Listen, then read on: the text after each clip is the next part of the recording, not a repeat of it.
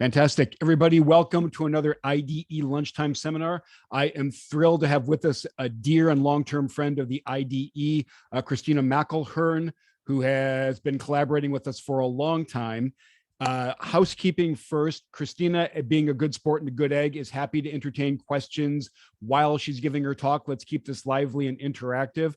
By default, let's keep video off and sound off until and unless you want to ask her a question. Also, feel free to use the chat window. We will monitor that, and there will be some free-for-all time at the end. And Kristina has been diving in on this fascinating question: what are the benefits of being, practicing what we preach in business schools, being more data-driven, being more analytic, being more scientific about things? She's going to talk about that particularly in the context of predictive analytics. And the new aspect of this work, which I really love, is an attempt to understand what complements, if any, help turbocharge the benefits of doing things like predictive analytics. So I'm sure I got all that wrong, and without getting it more wrong, Kristina, over to you. Thanks for joining us. So glad to be here, Andy. Thank you for that wonderful introduction and the homework. I will say you are spot on with a couple of nuances that I'm going to be delighted to get into today. So without further ado, I'm going to hopefully share the correct screen. I have been out of the teaching mode for this term a bit, and so you'll forgive me if I blow it. Can someone give me a heads up that they've got the correct slideshow on there? Yeah. Okay, fantastic. All right, so this is joint with Eric Brynjolfsson and Wang Jin. Wang, I see, is here, so he can answer all of the really hard questions. As many of you know, a lot of this work is centered in the Census Bureau data, which has created wonderful opportunities and non-trivial frictions, particularly if one is living in a different country and is on the wrong side of a closed border. So Wang has been the one to get into some of the details with the data most recently. So this is looking at predictive analytics as Andy said, and thinking about the complements and how these elements of data use, and really I want to focus your attention on like the practices around data. So we're not going to tell you about details of what the data inputs are.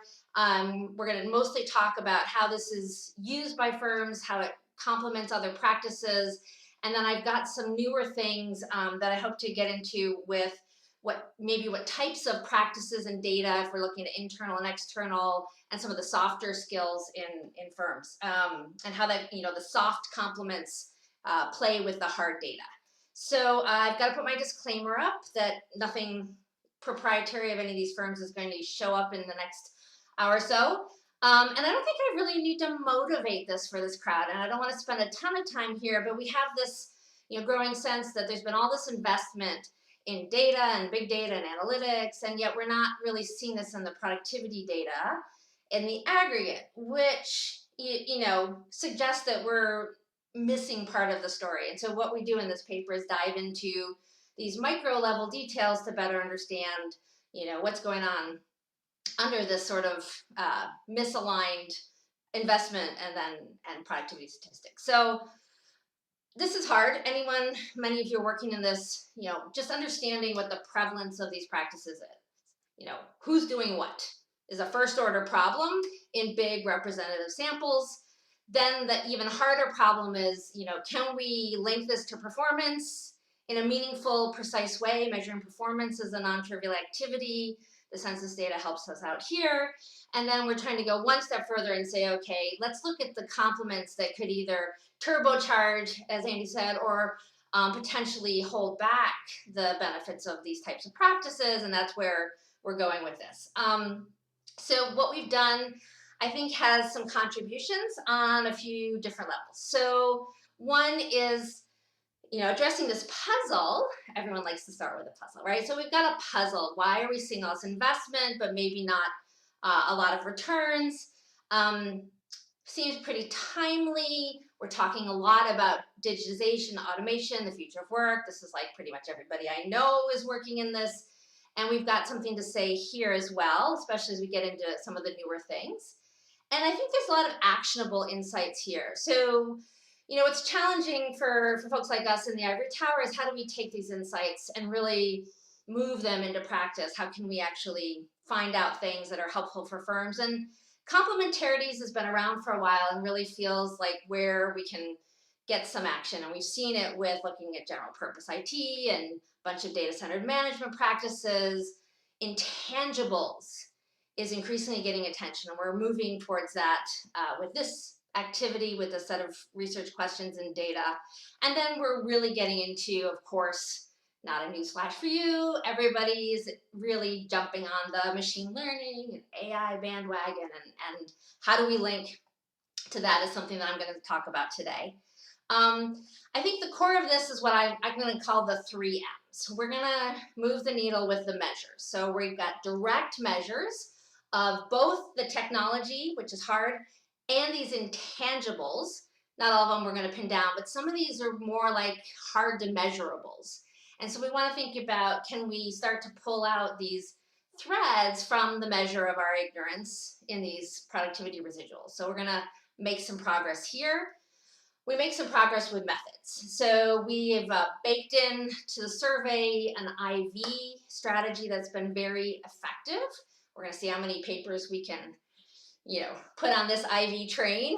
And we also have the ability to measure some elements of the organization that really are, we sometimes say quasi-fixed, but if you look in the data, these are fixed. And so being able to pin down what causes what is really useful if we're trying to understand not just the complementarities, but maybe the direction of what has to fit with what.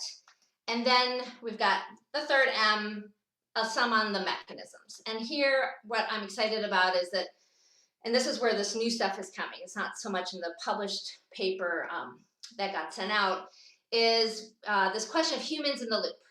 How do we think about the humans in systems that are collecting and using data? How do we think about a managerial capacity to respond to signals from hard data? The newer is thinking about the soft side of this. There's, this rising awareness that humans have a bunch of soft skills. It's not all these structured management practices, and we're able to measure some of this in the MOPS data and answer some questions about, are these complements, are these substitutes? How do we think about unstructured, human intuition and voice and some of these other softer things in firms? And then the newest, which we probably won't have time for unless we are more efficient-er than I've ever been, is getting into the context of where the data is coming from, what processes are using this. There's a lot of work that I'm seeing now focusing on market data and competitor data and sort of this, sort of sales-focused activity. But if you think about, like, Lambert and Tucker have a nice piece on competitive advantage from data, and the question of if everyone can access this data, can it provide competitive advantage? Maybe if we're looking at firm-specific data or internal data or supply chain data, we see something different. And the answer is, yeah, kind of. So that's sort of where we're headed for what we were chatting about at the beginning. How many papers do we have here? Some open questions about, do we split these into different studies, or do we keep pulling everything together into some big kind of Uber paper on all of this stuff? All right, so that's where we're going. I am not going to discuss what is predictive analytics with this crowd. I am going to put up how we measure it.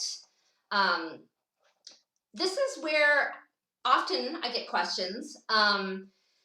We put on the survey this question of how frequently does this establishment typically rely on predictive analytics, and some further details, statistical models that provide forecasts in areas such as demand, production, or human resources. This is not something we pulled out of our ear. This question, with all its advantages and disadvantages, is the outcome of this invisible, lengthy process of cognitive testing, where we go and we put this question in front of actual respondents to the ASM, and they answer the question and tell us what they were thinking about while they answered the question. And what I think is interesting to consider when I'm talking to folks about this measure, the thing I hear most is some complaints that, wow, that's kind of vague. And that forced me to think a little bit about, what is it we're capturing? How do we think about this in the data? How do we think about this relative to other studies? And so obviously I wanted to understand, is this question different from the other questions we have and have used? Eric and I have been digging into these questions around data-driven decision-making. So we see empirically and in the cognitive testing that these are distinct. It's really challenging because it's a fast-moving phenomenon. And so language matters. When this was in the field, language was a problem. People had different terms. And the other challenge I have right now is that everyone wants to leapfrog over this and talk about AI. So I'm going to signal right now that this paper is about analytics and prediction, but not necessarily what we are thinking about when people use terms like AI, machine learning. In another paper that Eric and I have with the Census Bureau co-authors, we actually document how little of this is actually kind of taking place at this time in the US economy. So if you want to understand that, I'm going to send you to this other paper where you can see that the machine learning and machine vision and voice recognition use is not as high as you might think if you just read the headlines. And what's useful is also thinking about the timing of this. And when we were doing this survey, big data was a buzzword, prediction machines, AI was kind of hot, and then people got kind of tired of it really fast. Gartner's taking it off the hype cycle. And good old-fashioned logistic regression is not dead. I love this tweet. When we raise money, it's AI. When we hire, it's machine learning. And when we do the work, it's logistic regression. And apparently, AI is now an okay boomer term, so that hype cycle's really come and gone.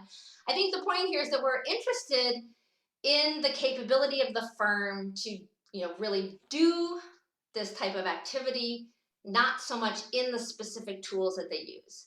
And what we didn't want to do was get people really sort of confused around language and the AI hype. So this is really about a variety of statistical tools in service of the activity of prediction. There's been a ton of investment. I'm not going to maybe get into that so much because that's not our data, it's just background. But to reinforce that there's been a lot of hype, and this idea that data is the new oil or the new raw material, that there's no doubt about the payoff is what we're hearing from McKinsey. But when we start to peel this big data hype onion, we start to see large variations in returns. We start to hear stories from firms that are really struggling with this. The challenge of finding and sustaining competitive advantage is weighing heavily on decision makers. And so we thought, let's just get some data on this. Let's not, weigh my hype against your hype. Let's work with the census. Let's put these questions on. You know that Eric and I have been doing a bunch of this over the years. It's got this nice little feature down here. Your response is required by law. So right off the bat, we're able to remove a bunch of concerns around response bias, which plagues a ton of surveys. I'm not going to criticize the people who are going to war with the data they have, but I'm going to point out that we often kind of elide that question because there's very little we can do about it for the most part. Well, here's one way, is you make it mandatory by law, and then you've got a bunch of people who actually follow up on these firms and push them to respond. There's even fines if you don't. Doesn't mean we get everybody, but we start to get response rates that are, pushing 75, 80% sometimes. And it's really representative. So it's stratified by size and industry, and we get more than 60% of the economy in the certainty of the manufacturing economy in the certainty sample. So it's not a census, but it's getting pretty dang close. Okay, so just to preview where I'm going, we see some average productivity gains of 1 to 3%. Now, if you haven't been in the productivity estimation game, you may not recognize that this is actually a pretty big jump. That by the time you look at, revenues controlling for all the inputs, all the labor, all the materials, all the capital flows, all that stuff, there's not a lot left usually. And so to get a bump this big is non-trivial. And for the average establishment in our data, you can translate it into, half a million or so, just from practices. So the thing to remember here is that we're not asking for what they're spending. We're just saying, controlling for stuff, what does this practice do for your productivity? And so you really want to think about the managerial time and attention, and the training that maybe doesn't go into the labor bill, which we're the wage bill that we're controlling for. So this is statistically and economically a big deal. Y'all are making me nervous. I'm not hearing complaints. Are you there? We're listening. It's great. Okay. I'm used to being interrupted. So do that soon, or I'm gonna get like fidgety. Be careful of what you ask for. All right. Well, pretty soon I'll give you more things to complain about potentially. So the core of this paper, 3 of them are published. The 4th one we pulled out to dig into a little bit more. And there's this 5th one that's coming. Is that these gains on average are not shared widely. In fact, the complements largely determine these gains. So it may not be so much a question of what is turbocharging the returns to predictive analytics, but actually what is holding it back. Because what we're seeing is that having this accumulated IT capital is a big deal at the establishment. Having educated labor, so skilled workers, that's kind of no surprise, but you can't tell the story without paying attention to where the skills are. This is what we'd sort of call classic complements. We've known this type of thing for a while. Maybe what's interesting here is knowing that it applies to this sort of new version of the technological frontier. Where we start to, I think, really move the needle is thinking about the production context in which this is taking place. And so what we can see for sure is that the establishments, these are manufacturing plants that are organized for flow efficiency, and I'll get into what that means a little bit later, that this is a strategic commitment. The firm sets up this plant this way, it doesn't change it, it's hard to change, and in these contexts, predictive analytics is very productive. And when you leave these contexts, we are not seeing that productivity. And then the other, which is where we're going to build this out, is also thinking about the humans in this context, thinking about the management practices that they're engaging with and the managerial capacity that, and even we can look at the number of managers, these humans in the loop. And this turns out to also really gate or enable or unlock, whatever buzzword you want, the returns to predictive analytics. And so you can kind of get the whole core of this agenda in this one picture. So what we're going to drive at, and I can slice and dice and show you more details, is that when you look at this graph, the first column is the high IT capital, and we see this statistically significant, though interestingly kind of noisy, return to accumulated IT capital interacted with predictive analytics. I do have a question for you on this. Yes, fantastic. By IT capital, do you mean fixed CapEx? Do you mean it's CapEx? So this is accumulated and depreciated. So hold on. If I have a portfolio of SaaS cloud companies, that's irrelevant to your study. It has to be CapEx as opposed to I've done a wonderful job of going to cloud and transforming my CapEx to OpEx. Thank you for asking about the cloud, because that's the other thing Wong and I have been doing. Wong, correct me if I'm wrong, but we played around with throwing outsourced IT and software in and out of this, and it didn't move this or show up as its own particular activity. So we can control for it, Michael. And we've played around with it, but I don't remember. This is where Wang's closer connection to the data is helpful. Do you remember, Wang?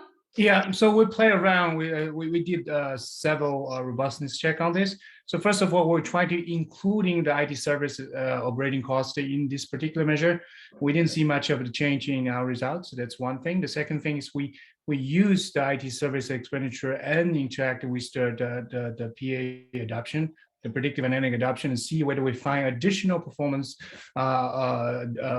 heterogeneities across the substrates. We don't observe that. So it could be that, this is still early because our data is still based on, I believe it's 2006 to 2014. Oh, that's Cloud 1. This is actually based on MOPS, which is 2010, 2015, if I remember correctly.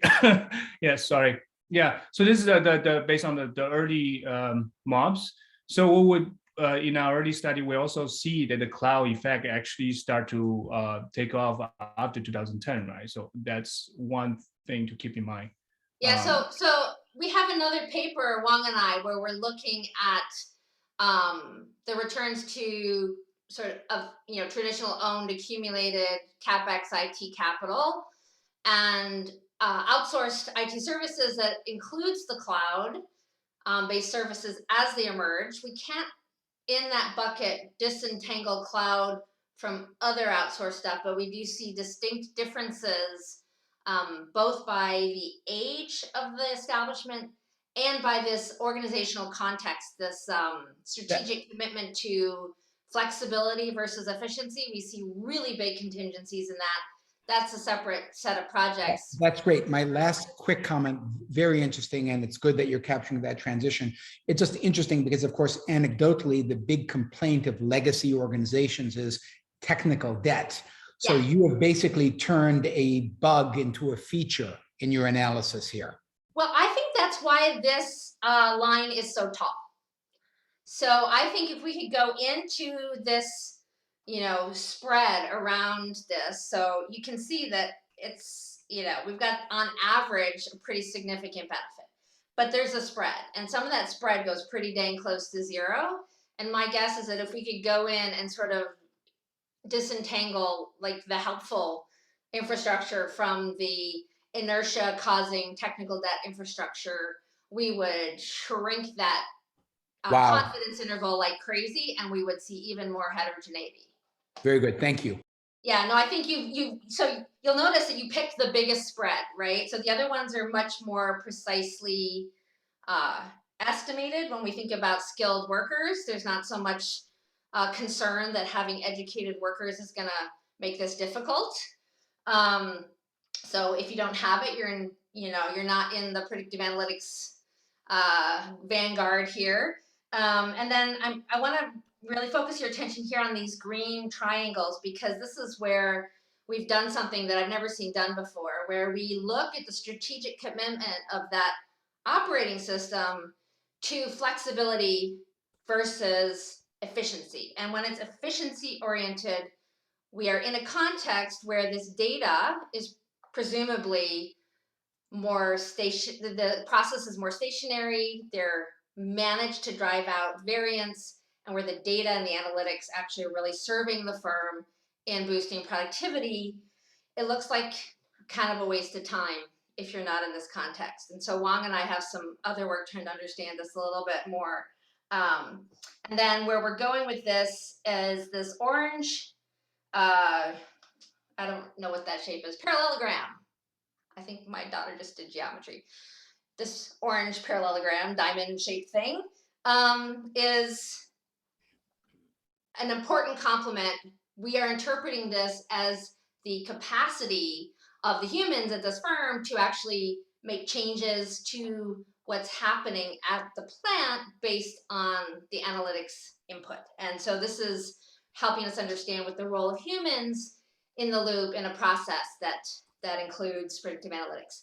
I see a hand. Seema, did you want to, you should just like interrupt the heck out of me. Thank you. Thank you so much for this interesting study. I have a question. Were you able to differentiate for what purpose they were using this analytics? I am more interested in human capital, and I was wondering, are these practices to predict, I don't know, human capital decision making, supply chain decision making, or you couldn't measure that? Thank you. Yeah, so that's where I was going to head towards the end. Mhm. Let me go through just a little bit I more, can wait. Yeah, of and then course. we'll get to that because we have a little bit of information on this. Not Thank you. nearly as much as we would like, but that's where we're headed with this study. And so what I would love to hear is the extent to which that should really be its own separate paper. And Wong's like, oh my God, not another paper, but here we go. Thank you. All right, so you know, time permitting, we previewed a little bit. We're getting into some of the soft skills, some of the soft management practices that are captured in the MOPS, and what this how this matters for the returns to predictive analytics. So if I have time, I'll get there. I'm not going to motivate this. I don't think this crowd needs to understand why we would predict that data would be useful. I'm just going to highlight this point that, you know, data by itself is not insight. We need an insight production function that takes us from data to insight and then potentially to action. And if we don't have all these steps, we're unlikely to really see meaningful gains. And I think that's where this heterogeneity is coming in, that we see investment, we see firms trying to get the complements lined up, and it is not always working for them, potentially because we still don't understand you know, how this recipe needs to come together. And we hope that that's where this work can contribute. And we know that complementarity has mattered for prior versions of IT. And the other thing I want to flag here, because it matters in our empirics, is that a mistake that I see in a lot of digitization research is to step away from the phenomenon and to bring our econometric tools to bear and say, all right, we are going to causally identify the situation, and we're going to put in fixed effects, and we're going to do all this fancy stuff. And we forget that firms, by and large, are self-selecting into this technology use. This follows a diffusion curve. And if you are doing first differences or fixed effects, you are basically only going to pick up the activity of firms that change their technology use and they change their response while you're observing them. Which means if you don't catch them before they adopt, that difference is going to focus all your attention on the lagging firms. And so that was a problem in our study because predictive analytics diffused like a house on fire. And if we don't think seriously about this timing of adoption and the timing of returns, we're going to basically get the story wrong. All right, so what do we do? We've got these new measures. We're going to link these measures beyond the MOPS to the large scale census administrative data.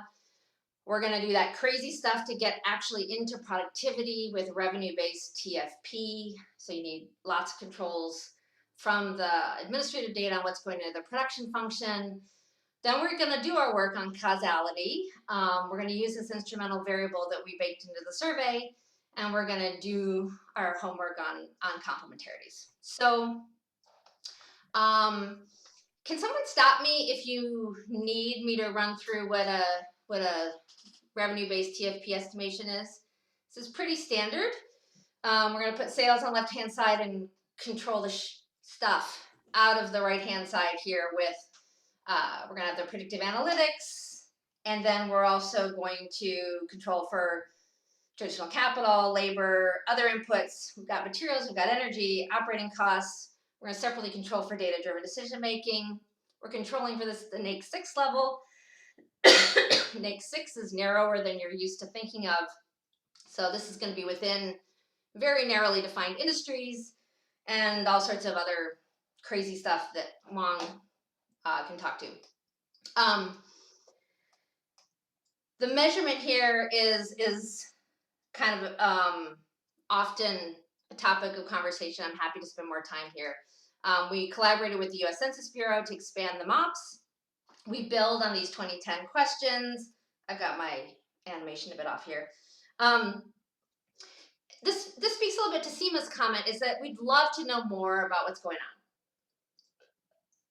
on. We'd love to ask 10 million questions of these firms, but we're actually constrained by the Office of Management and Budget. I'm kidding you not, we have to go through Congress here, to limit the cognitive burden of the respondents. So we're only allowed to ask so many questions. We're only allowed to have it take so long.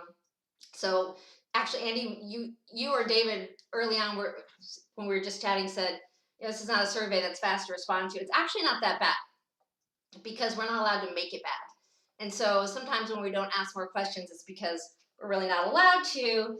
So we've got, the tremendous power of the Constitution and the powers of the U.S. Census Bureau in this itty bitty living space, because we are constrained on what we can get to.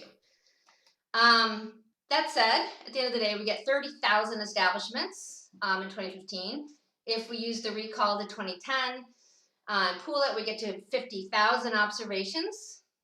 Not big data by today's standards, but not teeny. We have data on adoption and the use frequency of predictive analytics. Seema, this speaks to your question. So we have these use cases. I'd love input on really how we should call this, what we should label it.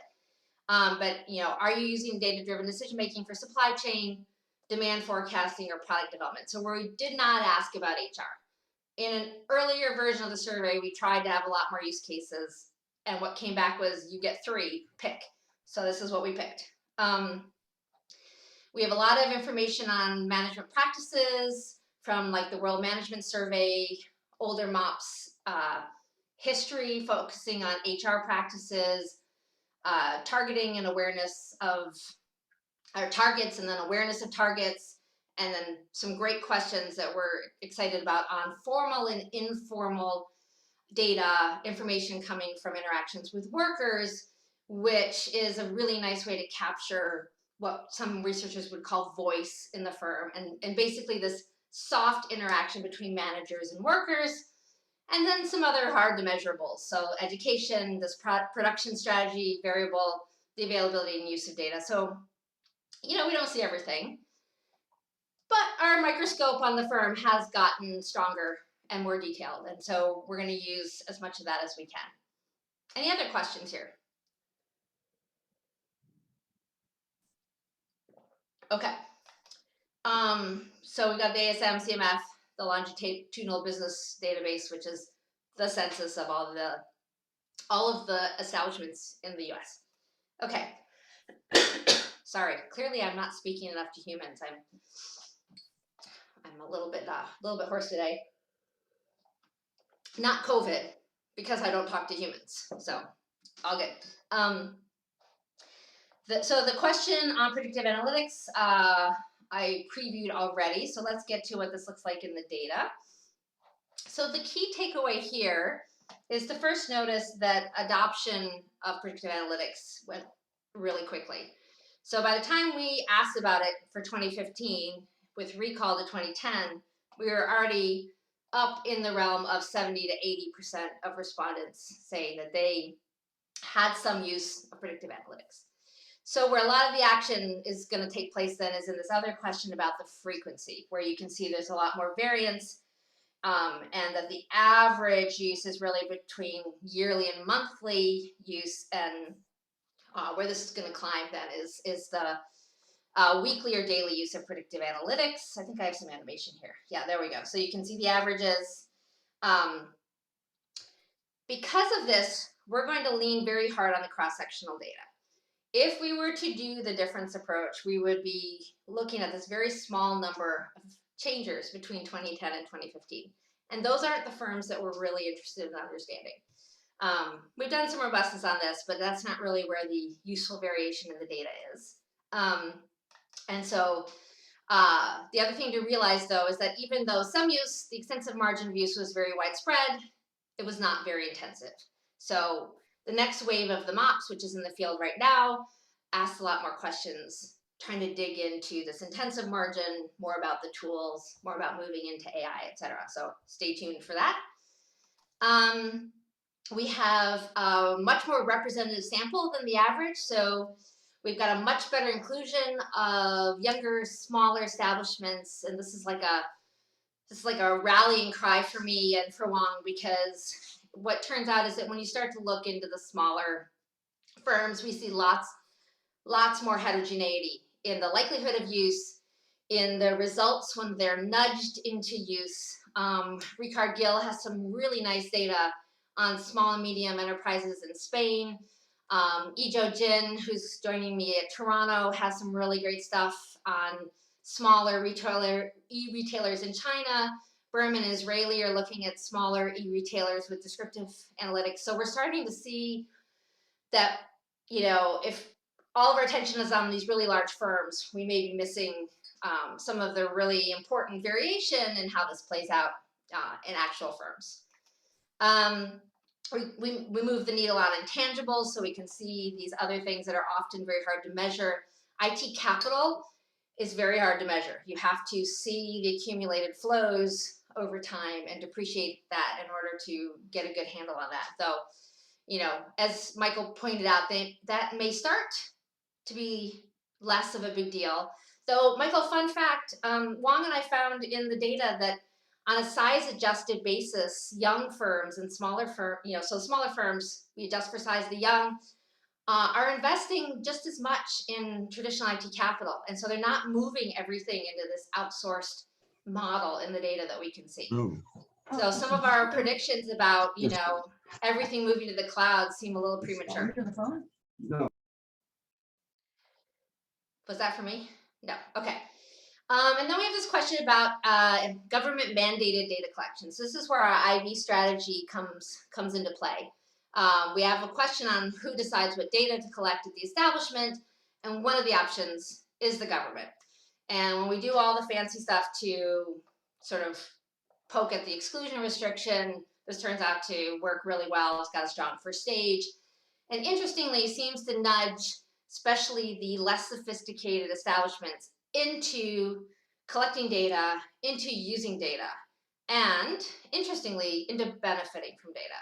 So the other surprise here is that we tend to worry about endogeneity as something that will exert upward bias in our standard OLS estimates. But what we're seeing in this and all the related projects where we're using this government nudge, and this is also something that's showing up in these other papers I mentioned, is that the less sophisticated firms, often when aided or pushed into these activities, have a much higher productivity response. So it's sort of this local average treatment effect where the IV actually gives us a larger and potentially more informative estimate of these productivity gains. So that's kind of exciting.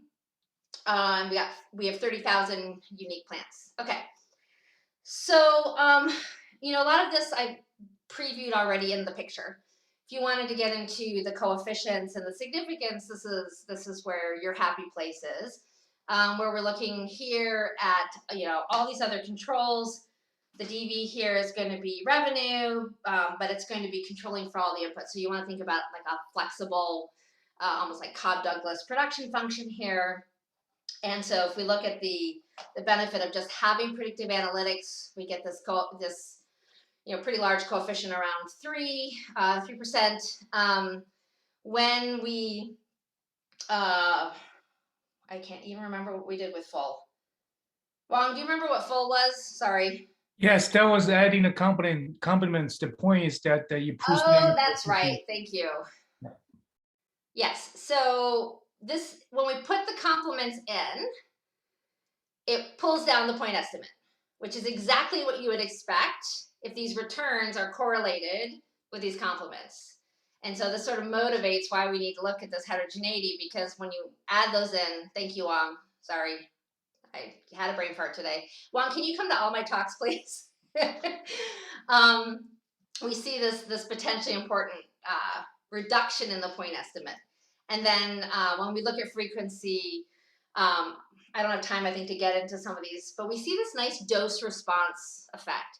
So as one would predict, if the usage of this is really moving the needle and not some unobserved factor pushing the firm into both productivity and predictive analytics use, as we get into the intensive margin, more use, leads to more productivity. And so it's kind of this intensive, like I said, dose response that you'd like to see if you're really picking up something causal.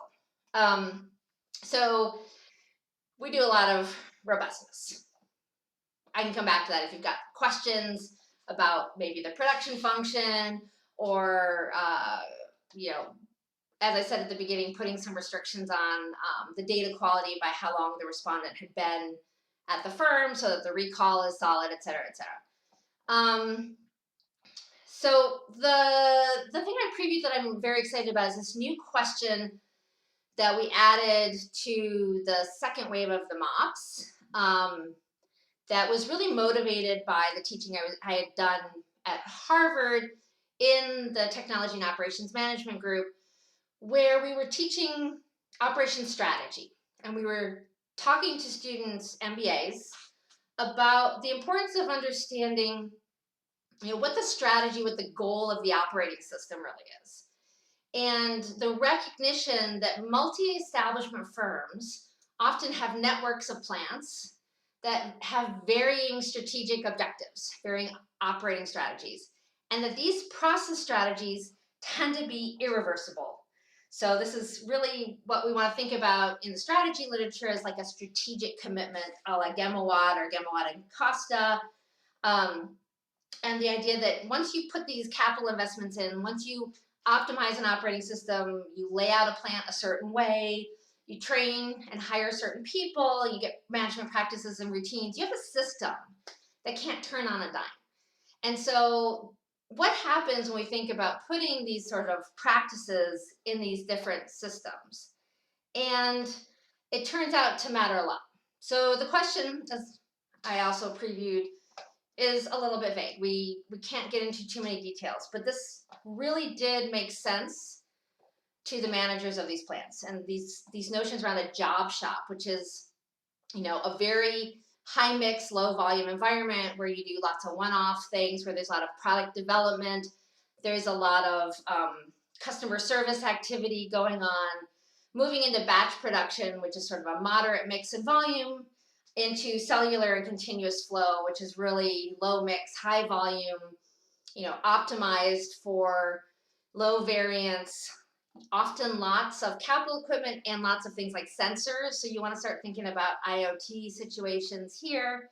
And then we have R&D and prototyping, which really we mostly just lump in with the job shop as a high flexibility environment. And so, this turns out to matter. To do the complements correctly, we've got to do both the correlation and the productivity. So this is the correlation side of that test. And you can see here how important, just as a correlation, these other structured management practices are with predictive analytics. Now they're separate and they play separately, but they are really still quite complementary. And what else is important to take away here? I think that's about it. Basically, we passed the correlation and the productivity tests. And this is just the coefficients and the significance on that, where you can see, interestingly here, if we wanted to think about predictive analytics and those and structured management, they really actually have to be together for both of them to participate in that productivity gain. Any questions here? You guys are just being quiet because you want me to get to the next stuff, right? Right, okay. We do a timing test showing that gains do not precede adoption, which is really nice when you've got all this panel data. And we do this instrumental variable test, which is really motivated by the Porter hypothesis. Wong contributed a lot to thinking about this because he's got this nice background in environmental economics. And basically the Porter hypothesis is this idea that you can actually put restrictions on firms. You can force firms to do things in ways that actually contribute to productivity. So this is an example of putting on some sensors for emissions monitoring and control and plugging it into a system that will collect and analyze the data. But at the end of the day, this is going to have to get managed somehow. So you're going to have to put in IT infrastructure. You have to hire people to make sense of this.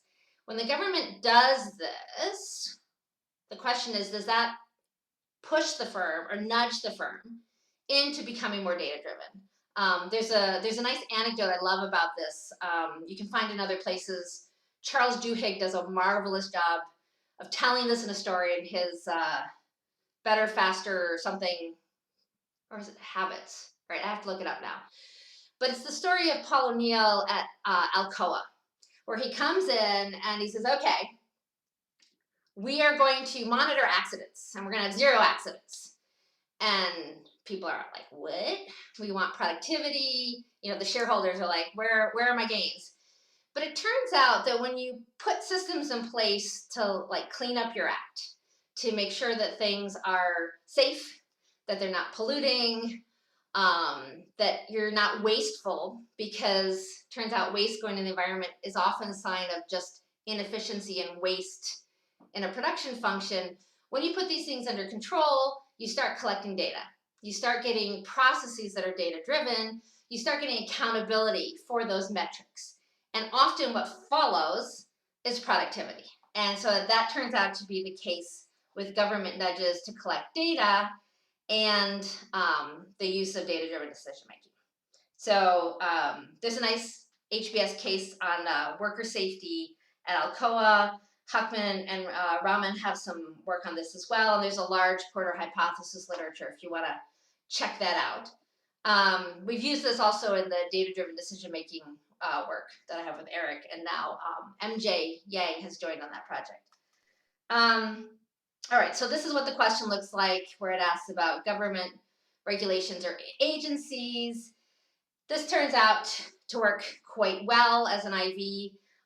We still see in the second stage, a relatively bigger response, but it's not one of these crazy outsized responses that you sometimes get.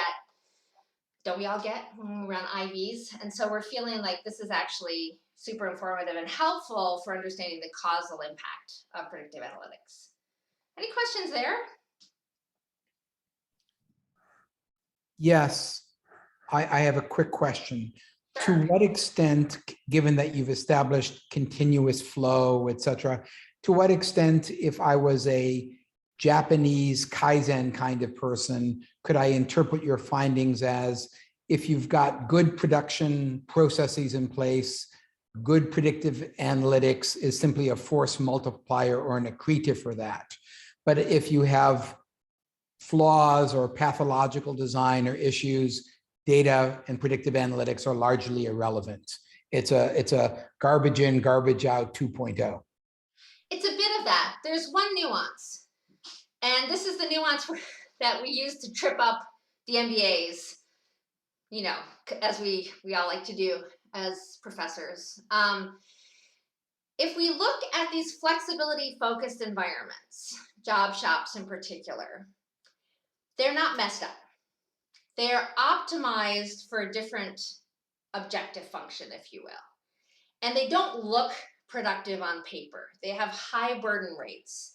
They, have lots, they're capital intensive because they need lots of specialized machines. The labor costs are very high because they need skilled machinists to operate these things and do, lots of creative, non-standard things. And they look terrible on paper.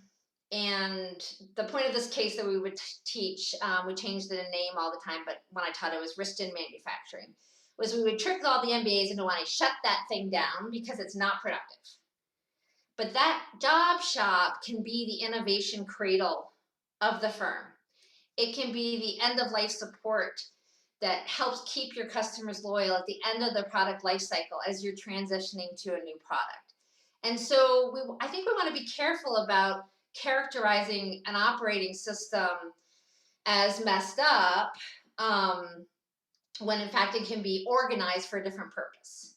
But yes, a lot of the management practices that play nicely with analytics are these lean, Kaizen, Toyota Production System types of activities. My only pushback would be then, how do you characterize your words, objective function of these oddly, at first look, poorly designed or awkward squad kind of job shops?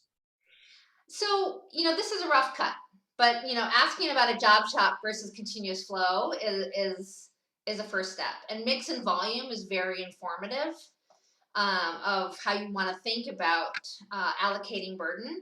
And we do a cruddy job of that in the sort of the standard productivity statistics, because it's really hard to see this type of variation in the data. Okay.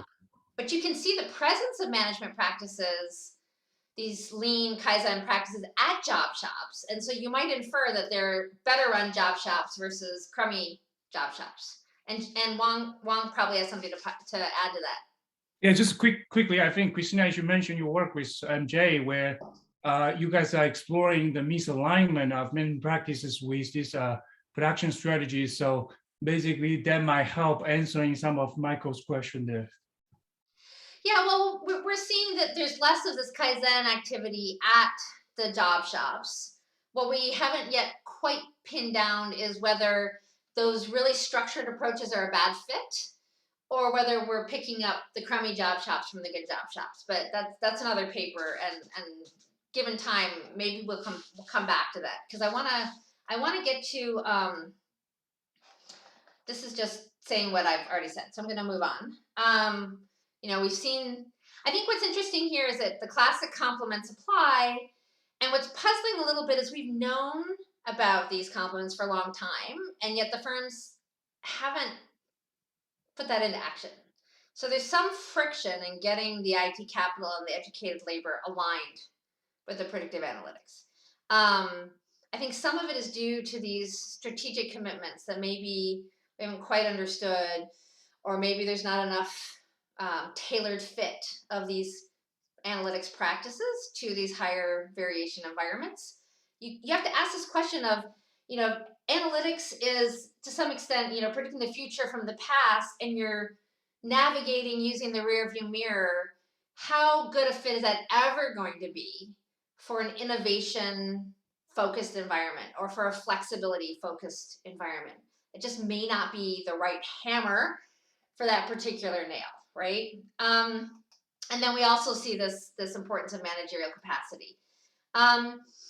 Where we're going with this is looking at not just these Kaizen or structured management type practices, but softer things, which are not inconsistent with like the TPS approach, but have been less of a focus in like the MOPS or World Management Survey structured management work. And so, what we wanted to do is maybe expand our view of what management and management practices is. Structured management is great, but it's still a very incomplete picture of what managers do in firms. And not only do managers sort of participate in softer activities, but there's also softer information. There's often lots of things that managers know that can't be captured in data. And we kind of think that matters. Not a revolutionary statement, really hard to measure empirically, but we were able to make some progress here. We have the idea that these frontline employees have valuable tacit knowledge. And so we think also, and this is where discussing this in our standard approach is difficult, because the soft information is not only there to be collected as an input, but the act of going to employees and talking to them turns out to matter. Giving employees voice in firms is something we've known for a long time, can boost engagement, it can boost effort, it can boost attachment. And so we think this act of going to employees serves two purposes, one on the information collecting side and one on the sort of motivation side. And we think this could improve data quality, could improve the quality of the insights and the execution. So looking at time, I don't know how into this I can get, but we do have information on whether production workers and engineers help decide what data to collect, And we have information on formal and informal feedback from production workers. And we also have some information on unionization, which has been used as another measure of voice by Richard Freeman and others. Let's see. I think we don't have the production or the productivity results disclosed yet.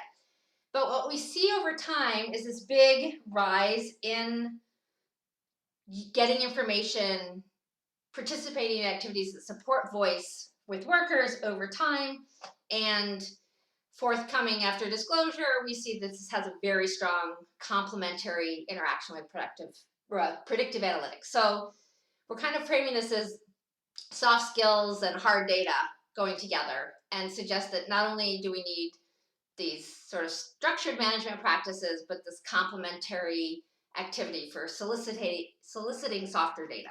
Okay, I'm losing my voice. Let's see. The last thing, because I promised I would just touch on it, and I can hang out if people want to hang out and talk a little bit more. But we did look at the use cases of the data, and so interestingly, and Michael, this speaks a bit to some of your questions. When we look at the use of predictive analytics in supply chain on this internal data, we see this big boost in productivity. Now, this could be our manufacturing context to some extent.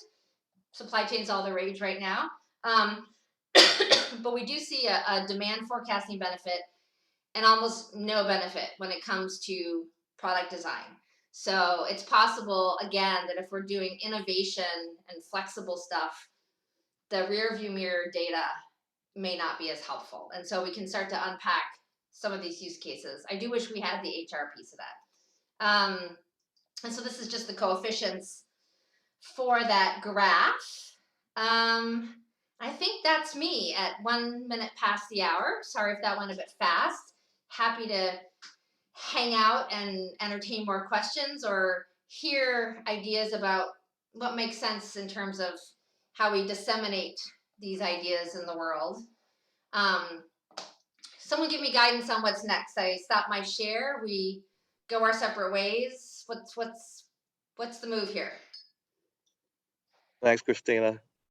I think if anybody has a question that they're welcome to stay on and stick for a minute if you can.